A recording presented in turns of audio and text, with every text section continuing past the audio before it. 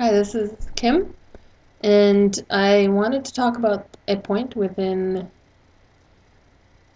my process with OCD. I wanted to share the point of discouragement and why it is that before I started walking this process focusing on OCD, I used to become extremely discouraged all the time.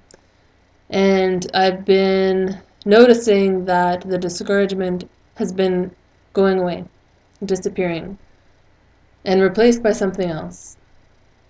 Replaced by a commitment, a knowing,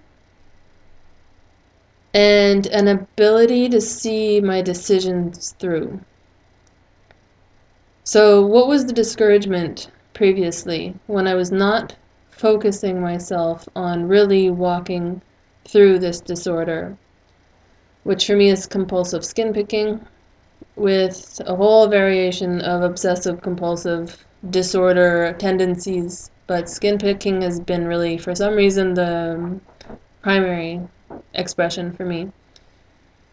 And previously, before, when I've always wanted this to stop. I've never wanted it consciously.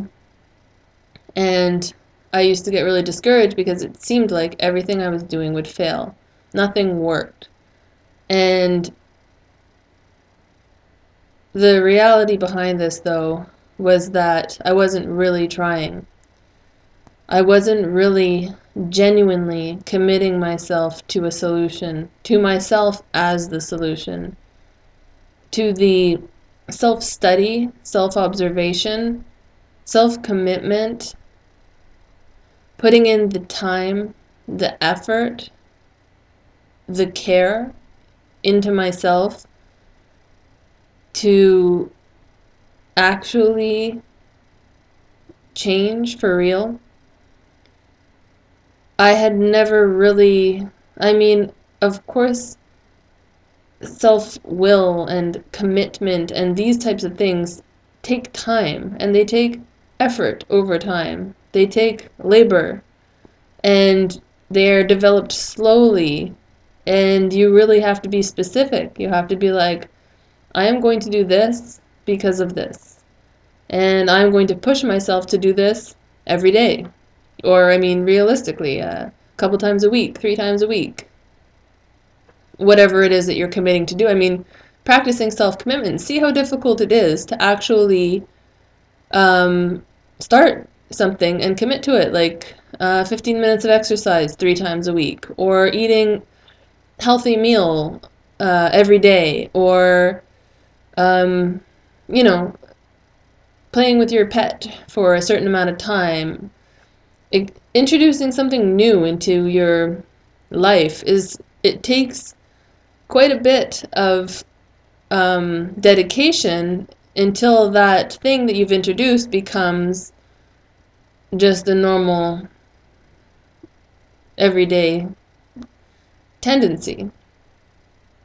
So why has discouragement disappeared for me? It's because I have decided to build these things like commitment, and prove to myself over and over that I will see my commitments through, and push myself to face things and to see things through, thus building my resolve and my willpower, stopping myself from just being pushed and pulled this way and that by my wants and desires. If I'm craving a chocolate bar, to stop myself from having that. And if I just want to sit and be lazy in front of the television all day, not let myself do that. Actually pick myself up and get done what needs to be done that day. There was a time where I did whatever I felt like. And let me tell you, it did not lead to good places. I really had to do a lot of cleaning myself up. And that took dedication and specific actions. Like, you have to figure out specifically what you need to do to stop something, and specifically what you need to do to start something different, something else, do something instead. So discouragement took place when I had no focused effort. I just wanted to stop, but I never did anything. I've never mapped it out for myself, really looked at it and taken it apart to see what exactly is the problem here and what exactly would be the solution and how can I see that through. And now I've actually started doing that.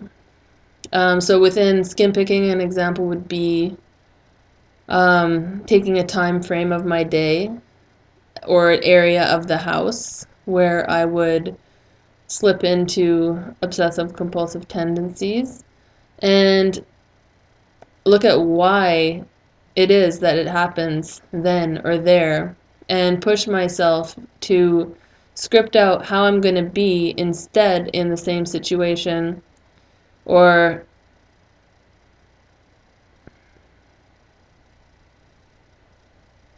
script out another activity that is beneficial. And I'm not going to go into detail because I've spoken about it in other videos, but to replace self-destructive behaviors with self-supportive behaviors.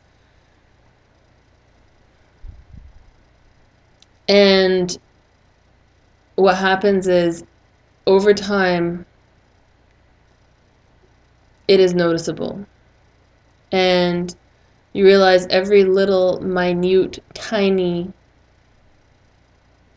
ounce of effort, of labor that you put into it counts when that is focused and specific. So we do have a responsibility to figure out that focus and that specificity. It is our responsibility to figure out, I mean, each process is completely individualized. Each disorder has been created, I mean, it may look the same on the surface, but the life experience behind what caused the disorder, what fed it, what perpetuated it, that's going to be unique to every individual. Therefore, every individual has the responsibility to figure out what they do within themselves that perpetuates, builds, feeds the disorder. And every individual has the responsibility to create themselves a new script and then to push themselves to follow it. And when you do that and you actually put in that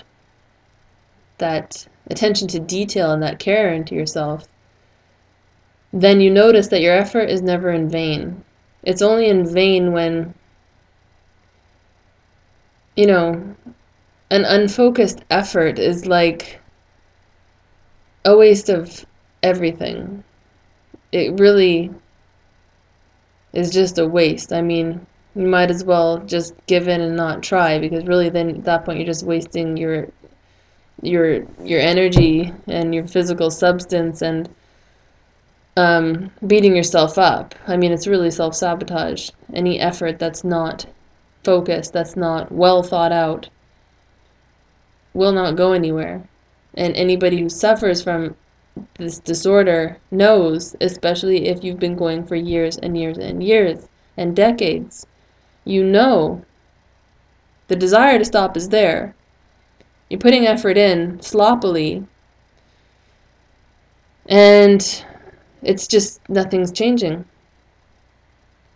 The genuine decision to change requires this attention to detail, the specificity,